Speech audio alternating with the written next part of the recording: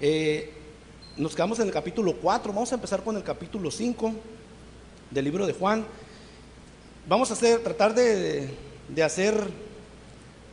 hacerlo lo más dinámico posible para los que vengan cansados, los que se velaron, que no se me estén cabeceando.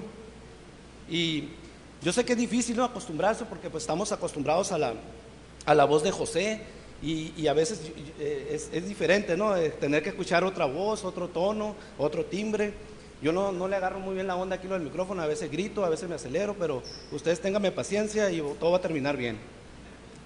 Entonces vamos al capítulo 5 del libro de Juan. ¿Cuántos ya están ahí? Ok, empezamos. Dice el versículo 1, dice: después de estas cosas había una fiesta de los judíos, y subió Jesús a Jerusalén, y hay en Jerusalén, cerca de la puerta de las ovejas, un estanque llamado en hebreo Betesda, el cual tiene 5 pórticos. En estos yacía una multitud de enfermos, ciegos, cojos y paralíticos, que esperaban el movimiento del agua, porque un ángel descendía de tiempo en tiempo al estanque y agitaba el agua, y el que primero descendía al estanque después del movimiento del agua quedaba sano de cualquier enfermedad que tuviese. Y había ahí un hombre que hacía 38 años que estaba enfermo.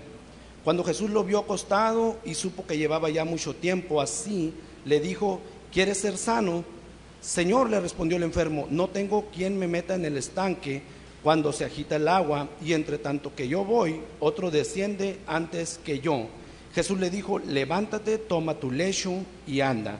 Y al instante aquel hombre fue sanado y tomó su lecho y anduvo, y era día de reposo aquel día. Entonces los judíos dijeron a aquel que había sido sanado: es día de reposo, no te es lícito llevar tu lecho.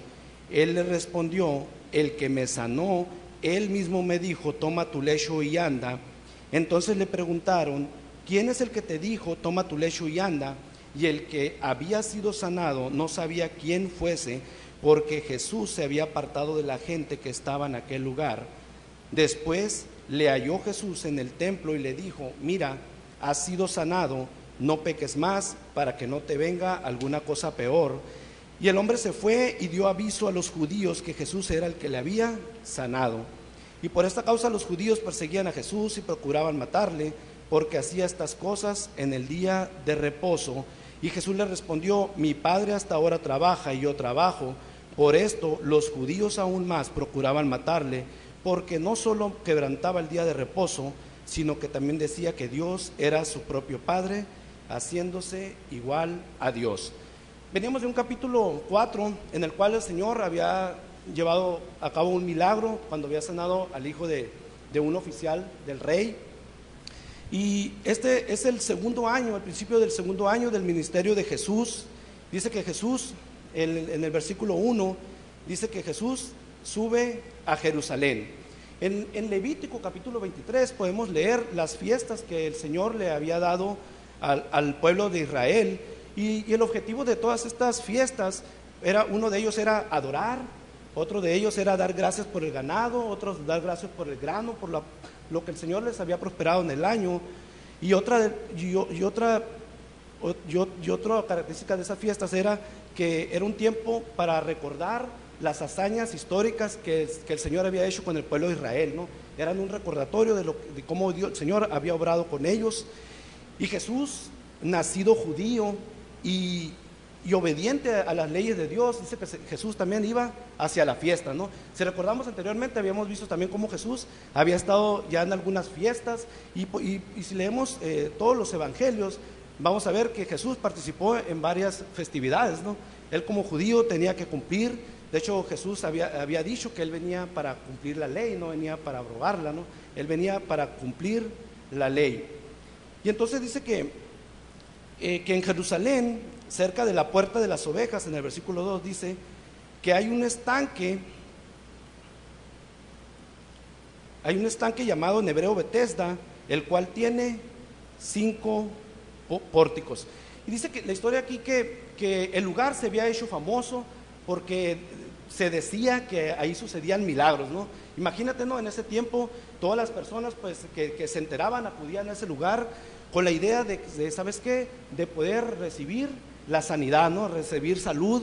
Y muchas de las personas dicen que estaban tiradas ahí solamente esperando porque ellos pudieran alcanzar un milagro. Y me llama mucho la atención porque el nombre del lugar es Betesda y el significado de Betesda es casa de misericordia. Imagínate, ¿no? Es la casa de misericordia, es el lugar perfecto donde Jesús puede practicar la misericordia partiendo por el nombre del lugar, ¿no? Cuando José estaba buscando el nombre para hacer la sociedad civil, el nombre de Amor Fraternal no fue autorizado porque le sacaron una lista, ¿no? De todas las asociaciones que ya son similares y que tienen el fraternal y que tienen el amor, ¿no? Y me llamó la atención porque nosotros, pues yo la verdad no me he enterado, ¿no? De alguna asociación o de algún negocio o alguna fundación que tenga que ver con el amor fraternal, ¿no? ¿Por qué? Porque pues no lo vemos, es algo que debería de impactarnos, algo que se debería de ver. Y me llamó la atención porque nosotros ahora, después de buscar el nombre de amor fraternal, que de por sí se me hacía muy comprometido, ¿no? Decir, o sea, ¿qué tanto realmente mostramos aquí el amor, ¿no? ¿Qué tan fraternales somos? Y ahora para colmo, ahora nos vamos como compañerismo, amor fraternal. O sea que hay más compromiso todavía de que tener que mostrar el amor, ¿no?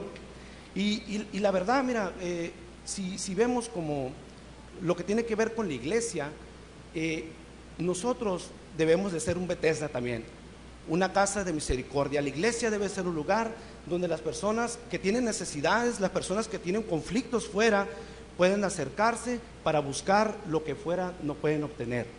Y esto es importante porque pensaba yo mucho en la cuestión del servicio, de cómo ahorita yo me clavé, ¿no? Estudiando, tratando de cómo hacer llegar el mensaje, de cómo que no me ataquen tanto los nervios y también cómo hacer que no se duerman, ¿no? Para que puedan entender algo, porque si pregunta José, ¿y de qué habló este amigo, no?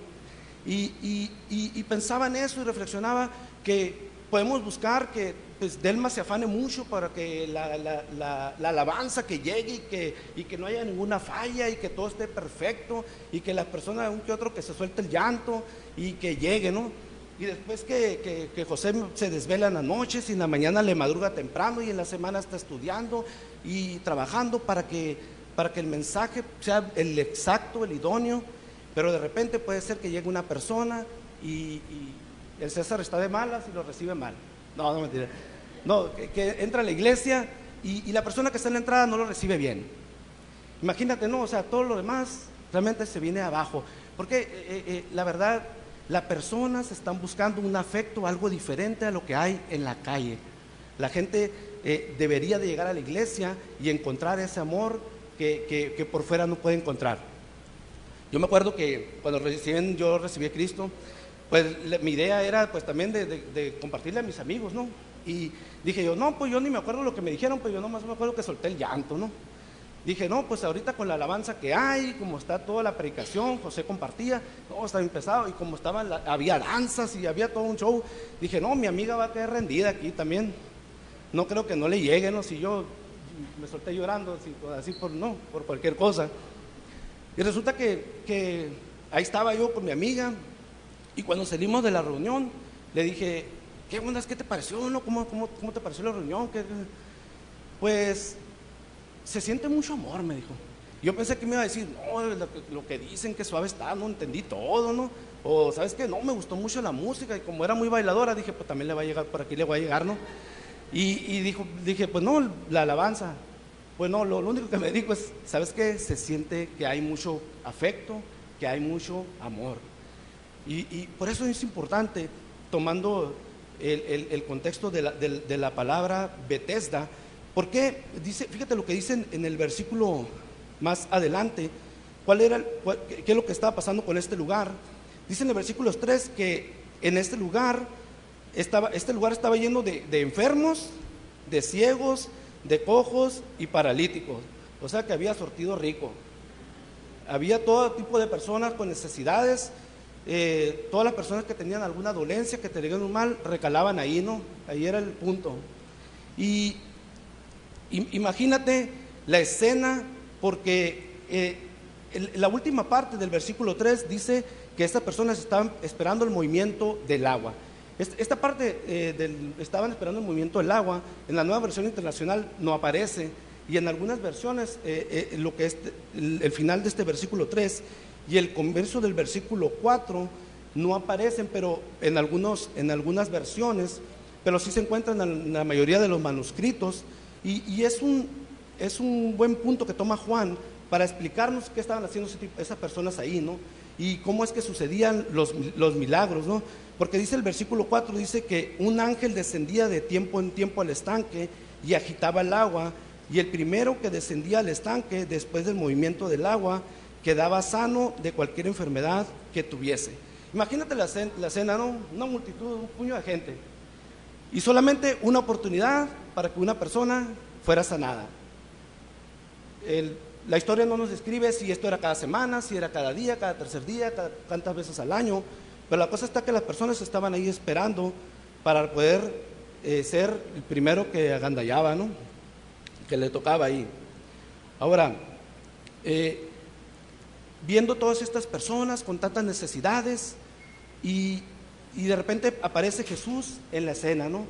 Jesús, el que ahorita para nosotros es nuestro Betesda, es aquel al que nosotros podemos recurrir para pedirle sanidad, es aquel al que nosotros podemos recurrir para pedirle que Él supla la necesidad que tenemos cada uno de nosotros. Y Hebreos 4:16 dice que Jesús es aquel al cual nosotros podemos acercarnos confiadamente a Él, podemos acercarnos confiadamente a Él, al trono de gracia. Ahora en el versículo 5 dice que de entre tanta gente había un hombre que fue el que llamó la atención de Jesús, que hacía 38 años que estaba enfermo. Imagínate, este hombre estaba enfermo desde antes que Jesús naciera, ¿no? Dice que tenía 38 años enfermo. Y fíjate lo que dice el versículo 6. Dice que cuando Jesús lo vio acostado y supo que llevaba ya mucho tiempo así, le dijo: ¿quieres ser sano? Jesús es movido a misericordia. Hay otras escenas en las que Jesús había sido conmovido a misericordia y había sanado personas. Y en esta ocasión Jesús se acerca a este hombre y le dice: ¿sabes qué? ¿Quieres ser sano? Y dos versículos anteriores, en los capítulos anteriores, José ya nos había hablado que Jesús ya conocía las intenciones de los hombres, ¿no? El Señor conoce lo que hay en tu corazón, lo que hay en tu mente, y el Señor sabía cuál era la necesidad más grande que había en ese hombre, ¿no? Y la pregunta parece como que ni al caso, ¿no? O sea, que es ilógico que preguntes, pues, si quieres ser sano, ¿no? Y el Señor aplica esta pregunta porque de una u otra forma es como la pregunta que fue hecha a cada uno de nosotros. Las personas, aquellos que no han recibido a Cristo, la pregunta sería: ¿quieres vivir? ¿Quieres vivir? Y ahorita el Señor es lo que está tratando de hacer con la salvación. Dios sabe cuál es la necesidad de los hombres. Dios conoce que todo aquel que no se decida por Él, va a llegar un tiempo que va a tener que padecer la muerte, y muerte eterna separada de Él. Pero entonces, ¿por qué el Señor hace esa pregunta? Vemos otra historia muy parecida en Mateo capítulo 8, versículo 1 al 4, donde hay un hombre que al revés, ¿no?, se acerca a Jesús. Dice la historia que va a Él y le dice: Señor, si quieres puedes limpiarme. Y dice que el Señor fue movido a mi misericordia, y lo que le dice: ¿sabes qué? Si quiero, y sé limpio. El Señor lo sanó. Y ahorita, por eso es importante que nos abramos, que hay una apertura nosotros como iglesia, porque hay gente ahorita que está necesitando escuchar o tener la oportunidad de escuchar esa pregunta: ¿quieres seguir viviendo? ¿Te gustaría conocer al Señor? ¿Te gustaría conocer a Dios? Y ahorita hay muchas cosas que podemos hacer, pero la verdad, ya ahorita en este tiempo, si entregamos un folleto a una persona y si le decimos 2 o 3 palabras, eso realmente ahorita no impacta ni transforma tanto a las personas como que nosotros hagamos algo por satisfacer las necesidades de la persona. Por eso ahorita hay ministerios, hay gente que va a los hospitales y que va a la cárcel y que anda tratando de estar en los lugares donde hay personas con necesidades, porque eso impacta más que el hecho de que podamos entregar un folleto, ¿no? Ahorita orábamos de que hay que ser hacedores, no solamente oidores de la palabra, y las personas necesitan recibir algo también. Ahora en el versículo 7 dice: Señor, le respondió el enfermo, no tengo quien me meta en el estanque cuando se agita el agua, y entre tanto que yo voy, otro desciende antes que yo. Qué feo no tener que estar dependiendo de otras personas. Y ahorita con lo que hablamos en cuanto a la salvación, eso no es así, no es diferente, ¿no? Nosotros no dependemos de nadie, dependemos de nosotros mismos. Yo puedo tomar mi decisión de decidirme por seguir a Jesús y entonces yo recibo.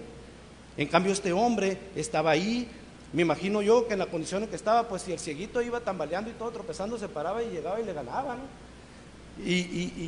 Y la otra cosa es que habiendo tantas personas, imagina que tenía 38 años ahí, no ha habido una sola persona que decir, ¿sabes qué? Vamos a ayudarle a este amigo porque ya le toca, ¿no? O una persona que decía, ¿sabes qué? No voy a ir yo ahora, que vaya él.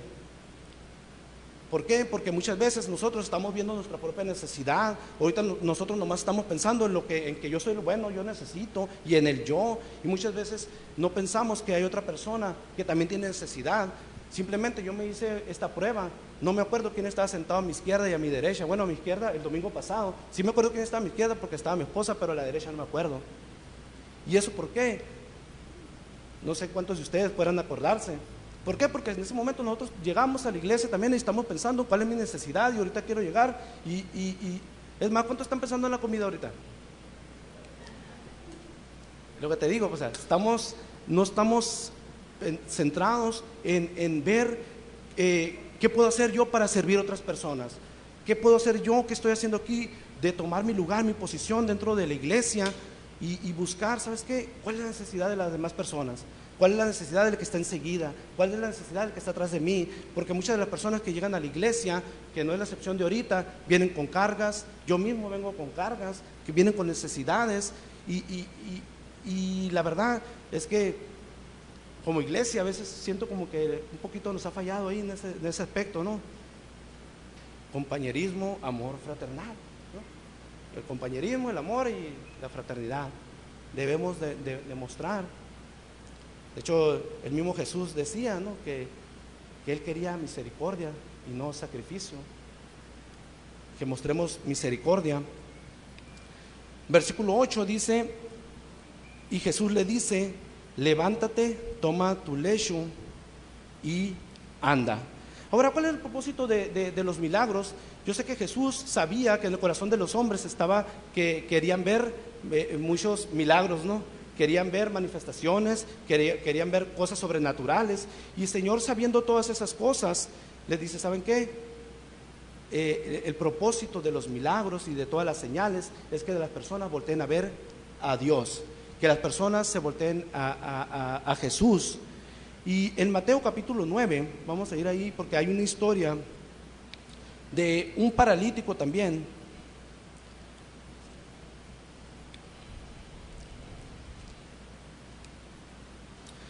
que dice que este hombre estaba tendido en una cama y al ver a Jesús la fe de ellos, dijo el paralítico, en el capítulo 9, versículo 2, ten ánimo, hijo, tus pecados te son perdonados.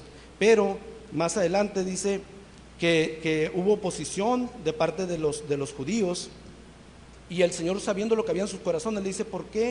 En el versículo 4 dice, ¿por qué piensan mal en sus corazones? Dice, ¿por qué es más fácil decir, los pecados te son perdonados, o decir, levántate y anda? Pues para que sepas que el Hijo del Hombre tiene potestad en la tierra para perdonar pecados. Dice entonces al paralítico, levántate, toma tu cama y vete a tu casa. El propósito era que las personas pudieran reconocer que era el Mesías, que era el Rey de Reyes, que Él era el cumplimiento de aquella promesa para el pueblo, pero la gente no estaba percibiendo de esa manera, ¿no? La persona más bien estaba viendo como un profeta, como otra persona. De hecho, el mismo Juan el Bautista, después que el Señor tiene un encuentro con una mujer, que dice que Jesús iba entrando a una ciudad y el pueblito se llamaba Naín, y dice que venía una mujer que su hijo único había muerto. Y dice que pues ya iban al sepelio, ¿no? Ya iba para el cajón, para el hoyo. Y en ese momento dice que Jesús se encuentra con ellos, con el funeral, y dice que Él es movido a misericordia, y entonces dice que va con la mujer, le dice: no llores, ora, y dice que el joven resucita. El Señor es movido a misericordia. Y cómo el Señor es capaz de mostrar misericordia, y nosotros, cada uno de nosotros también somos llamados a eso mismo. De hecho, el mismo Jesús dijo que el discípulo no supera al maestro. Entonces nosotros tenemos la responsabilidad también de hacer y seguir los pasos de Cristo, y en nosotros también está la obligación de que podamos mostrar misericordia y que podamos mostrar amor a las demás personas. Tomás fue un ejemplo muy claro de una persona que necesitó que el Señor le mostrara su herida para poderle creer, y Jesús le dice: ¿sabes qué? Creíste, pero bienaventurados todos aquellos que sin ver un milagro, sin ver una manifestación, algo sobrenatural, han creído. Esos son bienaventurados. Pero sabes que viendo la película, la novela esta que estamos leyendo, la historia hasta ahorita es una historia muy bonita, donde el Señor sana a una persona que tiene una necesidad, un paralítico, 38 años, cumple con todos los requisitos para hacer algo súper sobrenatural. Y lo que debería de ser la reacción del pueblo y de la gente es decir: ¿sabes qué? Hay que glorificar a Dios, hay que darle la honra a Dios, y hay que hacer algo para agradecer al Señor, ver qué es lo que ha pasado. Pero dice que al contrario, en el versículo 9 dice: al instante el hombre fue sanado y tomó su lecho y anduvo, y era día de reposo aquel día. Era día de reposo. Y aquí vamos a partir con la siguiente parte de esta historia. Y una de las cosas es que me llama la atención que el Señor le dice: ¿sabes qué? Levántate, toma tu lecho y anda, ¿no? Dice que el milagro fue instantáneo. Hace unos días me tocó ver, estaba descargando el carro, y hay unas personas que enfrente están haciendo cultos en la calle, los hacen cada dos veces a la semana. No tienen una iglesia, que no sé qué pasará, pero ahí se reúnen y ahí están pues en la banqueta, ¿no? Me tocó temprano, antes de que empezara, que estaban con un niño ahí y estaban orando por él. Y yo pues, como no queriendo la cosa, ¿no? Estaba desamarrando y no, dijo para acá, ¿no? Una oreja. Y estaba escuchando lo que estaba diciendo: ¿sabes qué? Voy a orar por ti, porque resulta que traía una muela picada. Y le dijo: ¿sabes qué? El Señor te lo puede poner de oro, te lo puede poner de plata o ya de tiro de resina, ¿no? Según el humor que ande. Dije yo: no. Entonces la persona esta estaba orando por él para que recibiera un milagro, ¿no? Para que el Señor le curara de eso. Pues al final pues parece que no pasó nada, pero le dijo: ¿sabes qué? Como que pues, a lo mejor mañana amaneces bien, ¿no? O la barrida, ¿no? Pero la verdad es que lo que vemos es que cuando el Señor obra inmediatamente. El milagro que vemos aquí dice que el Señor oró, y en el instante dice que él se levantó y anduvo. Y fíjate que no se quedó parado, ¿no? Dice que anduvo. Y eso me llama la atención también, porque nosotros cuando recibimos a Cristo, entonces nosotros somos despertados, y en ese momento lo que nos pide el Señor es que nosotros avancemos, que no nos quedemos en el lugar. Que, ¿sabes qué? Es que yo ya recibí, ya creí, ya con lo que tengo me conformo, ya recibí lo que necesitaba, y ahora pues, mijito, ¿sabes qué? Hay que caminar, hay que seguir avanzando. Y el cuerpo de este hombre había sido un cuerpo inútil. Dice que después del milagro se convirtió en algo útil. Y es lo que pasa con nosotros cuando nosotros recibimos a Cristo, siendo inútiles a Dios. En el momento que nosotros recibimos a Cristo, entonces nos volvemos en personas útiles. ¿Cuántos se acuerdan de la historia de Onésimo en el libro de Filemón?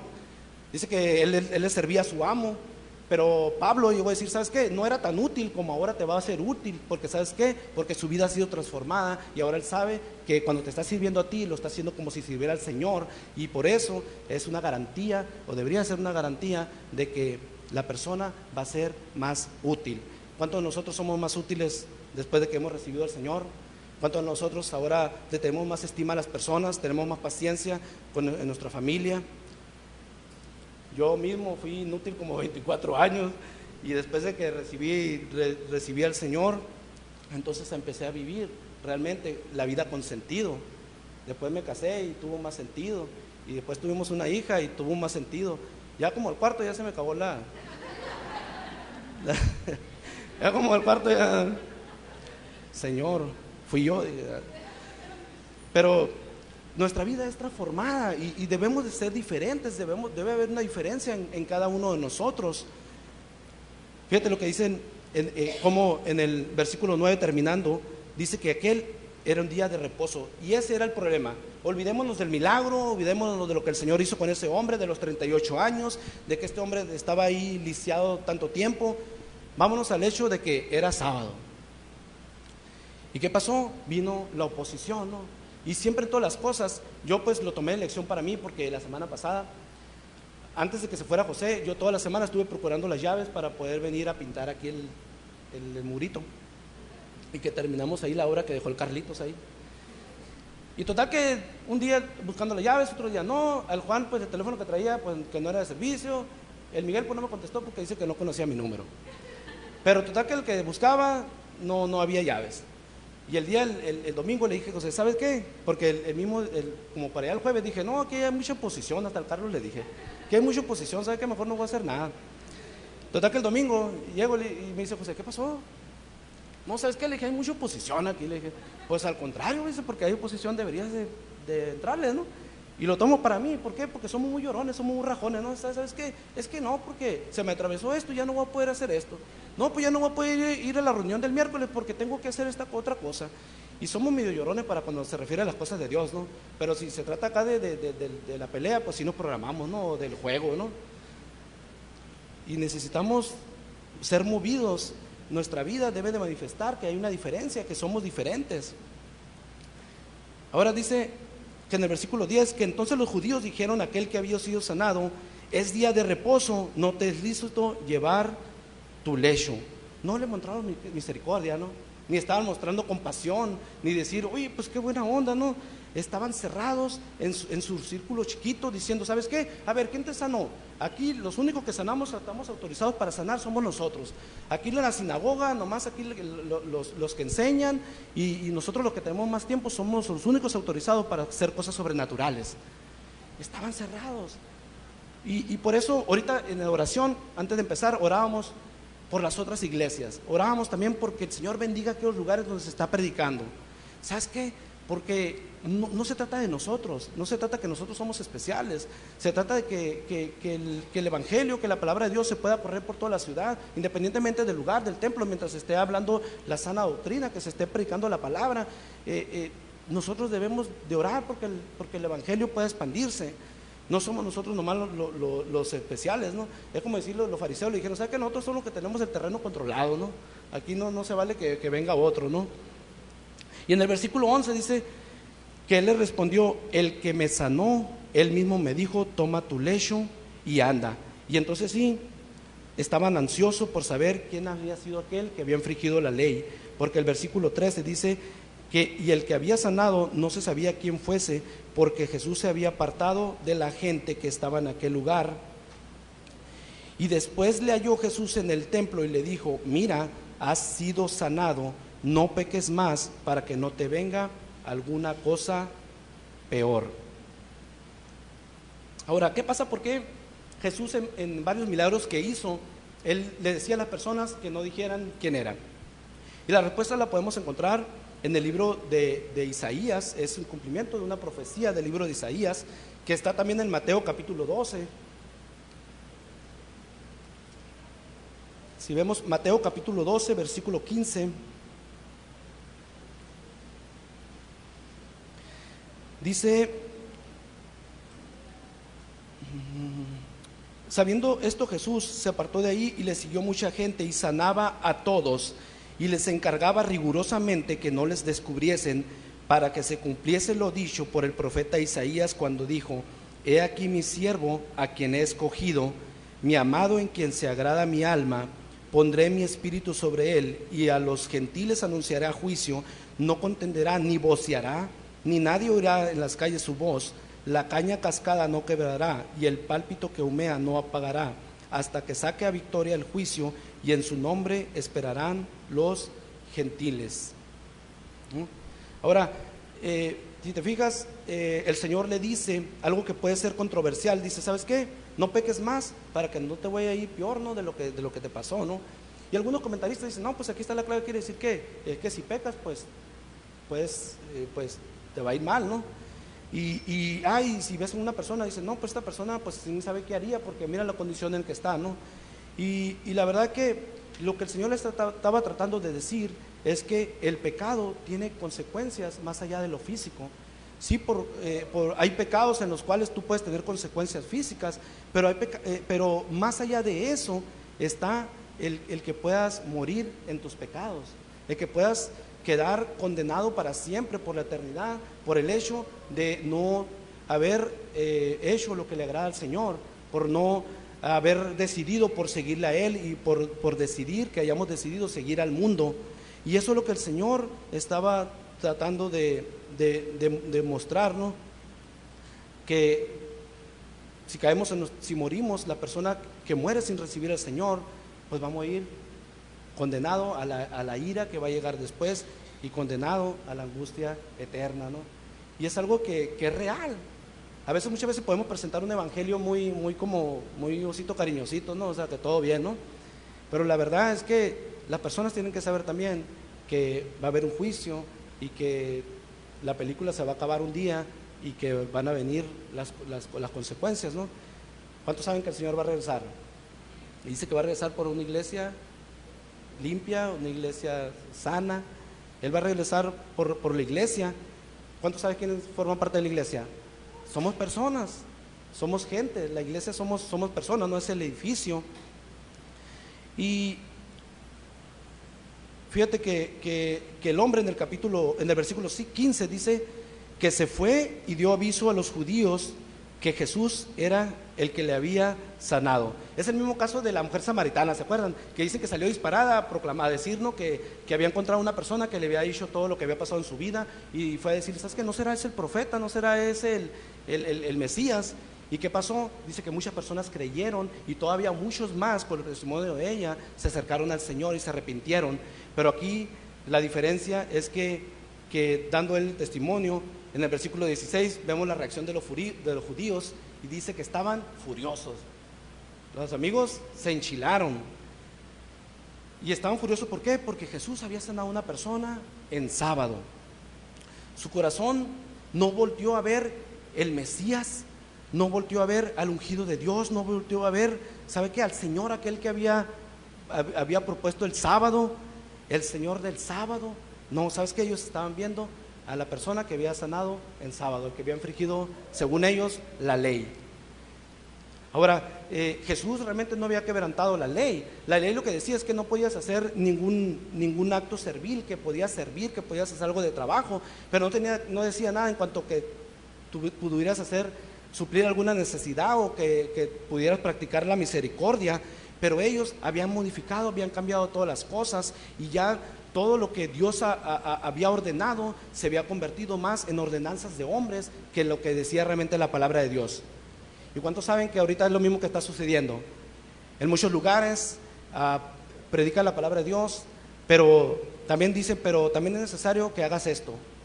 Y a veces se toman lo que son cosas que tienen que ver con rituales o con otras cosas para inmiscuirlos o meterlos en el paquete de la salvación, diciendo, ¿sabes qué? Es que tú, si quieres ser salvo, necesitas, sí lo que dice la palabra de Dios, pero aparte necesitas hacer esto. Entonces los judíos habían cambiado ya todo el sistema. En Mateo capítulo 12,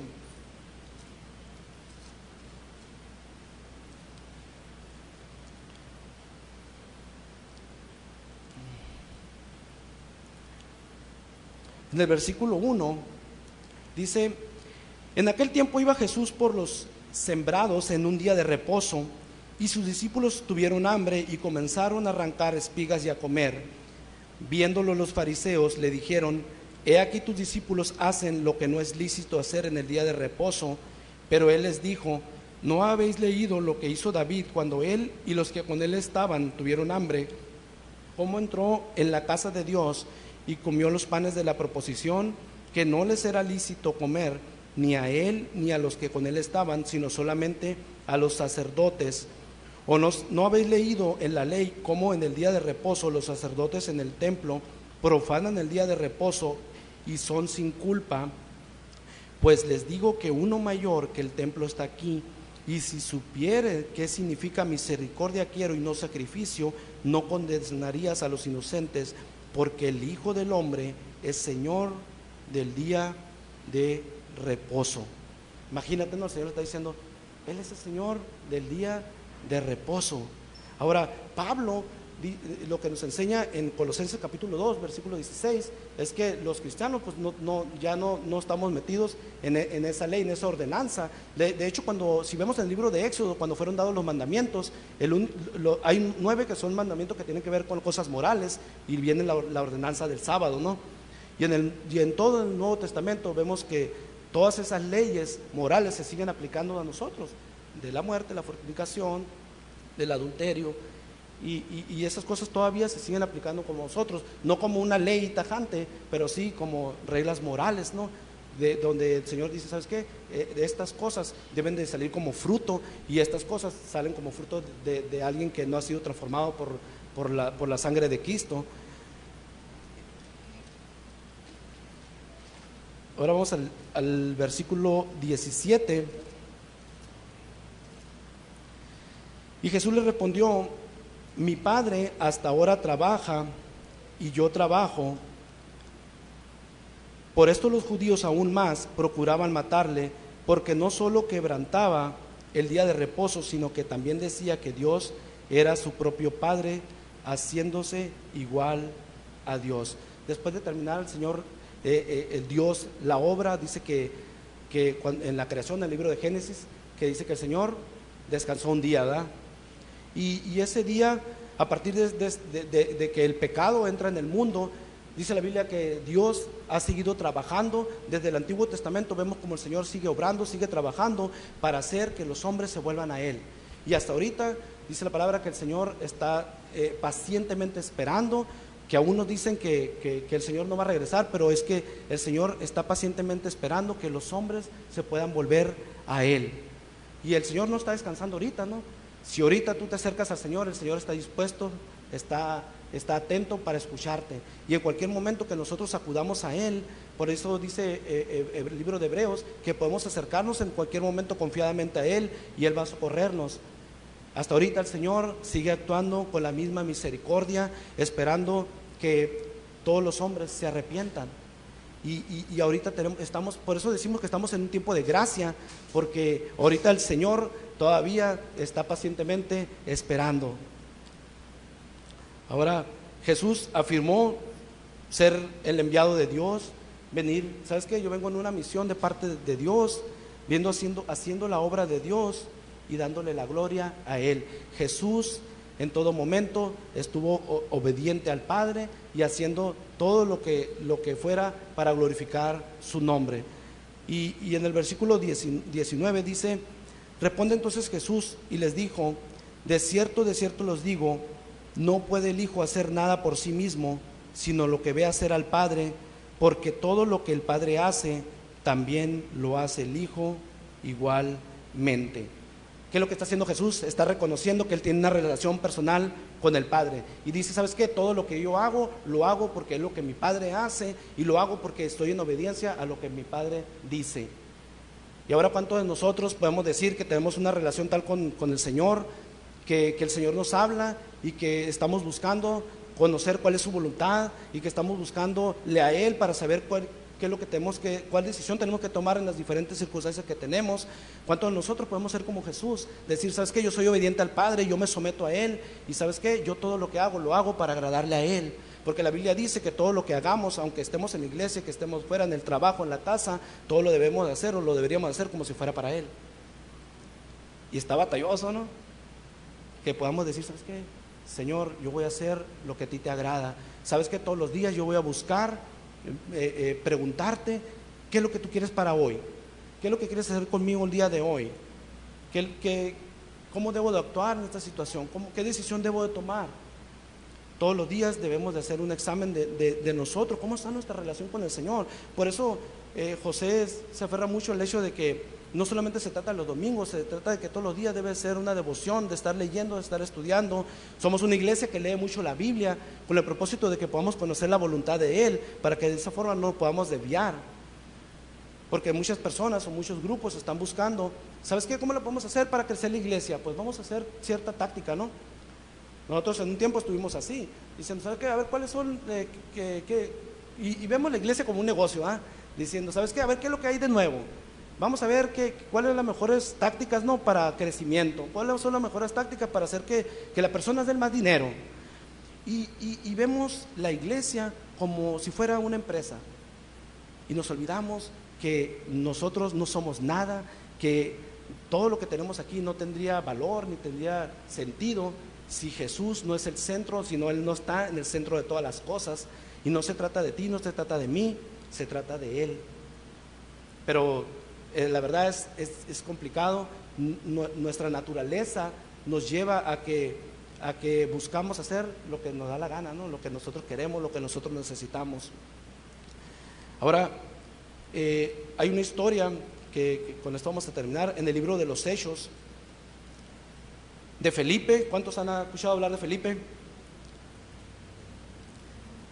Felipe había sido una persona, fíjate, que dice que servía con las viudas, ¿no? Era una persona que hacía un trabajito ahí que para muchos en la iglesia a veces dice, pues, ¿sabes qué? Yo no quiero hacer este trabajo porque casi no se ve, o yo no quiero hacer esto, yo quiero predicar, ¿no? O yo quiero cantar, o no, yo quiero estar en alabanza, yo quiero estar aquí, ¿no? Porque a veces pensamos que hay ciertas puestos o posiciones que son de más privilegio, ¿no? Que tienen más valor.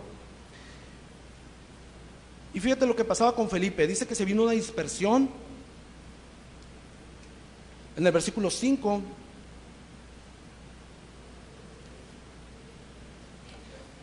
Hechos 8, versículo 5, dice, entonces Felipe, descendiendo a la ciudad de Samaria, les predicaba a Cristo, y la gente unánime escuchaba atentamente las cosas que decía Felipe, oyendo y viendo las señales que hacía, porque de muchos que tenían espíritus inmundos salían estos dando grandes voces, y muchos paralíticos y cojos eran sanados, así que había gran gozo en aquella ciudad. Felipe era una persona que estaba sirviendo con los apóstoles cuando se vino la dispersión, pero él no tomó en cuenta decir, ¿sabes qué? Es que yo no soy capaz de predicar, yo no soy una persona que comparte, yo no soy una persona que habla.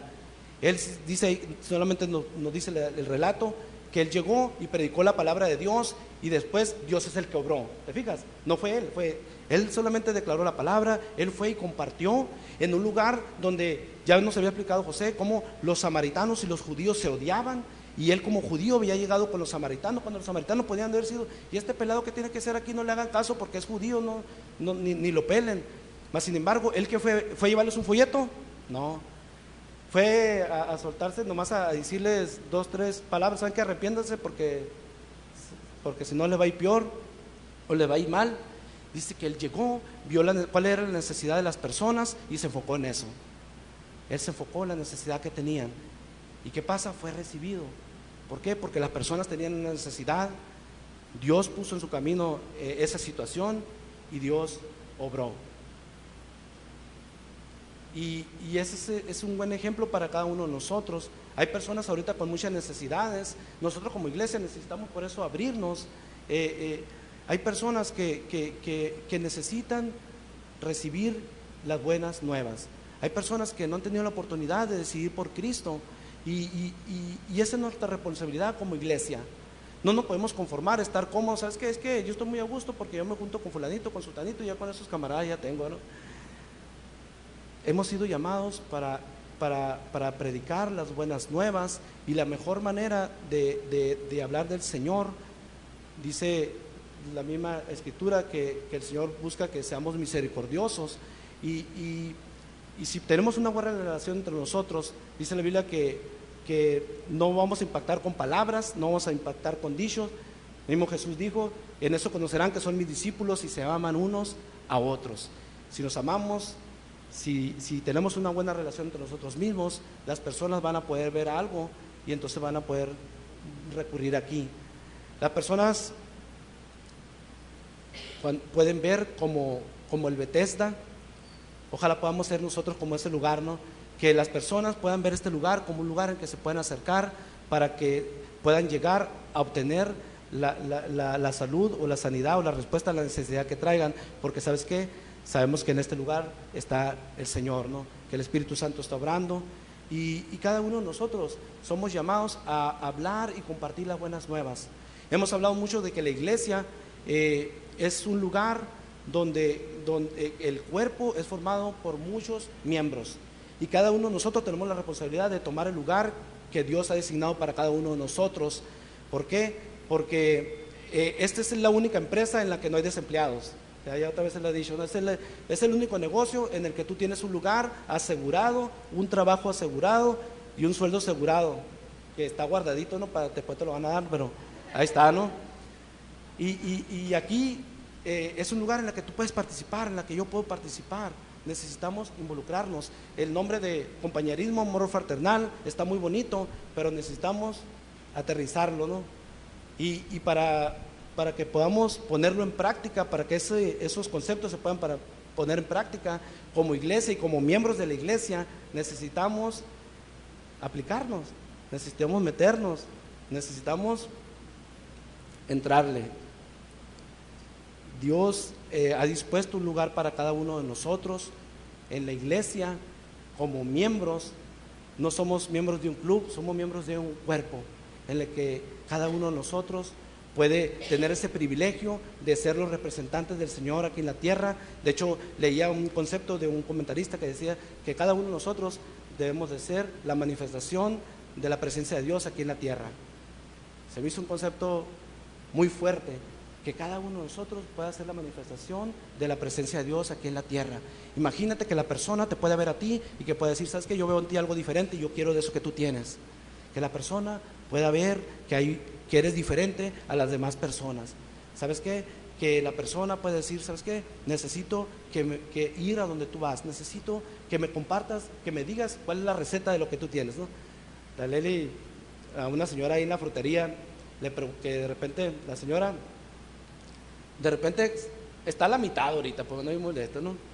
Entonces le preguntó, oye, pues, ¿cuál es la receta, no? Y la señora, todas las mujeres de ahí de la colonia, según le han preguntado, y no quiere decir. Y la que va le pregunta, ¿no? ¿Cuál es la receta, no? ¿Cuál es el secreto, no? Y imagínate que las personas también te puedan ver y decir, ¿sabes qué? Hay algo tan diferente en ti que necesito que me digas cuál es tu receta, ¿no? Yo quiero tener la paz que tú tienes, yo quiero tener el gozo que tú tienes, yo quiero tener esa alegría que tú tienes. Yo quiero tener lo que tú tienes, porque ¿sabes qué? El hecho de que el Señor haya obrado en nosotros debe de verse por fuera. El Señor dice la Escritura que el Espíritu Santo está morando dentro de nosotros y ahí está guardado, pero eso también se tiene que reflejar por fuera. ¿Okay? ¿Me ayudan a orar?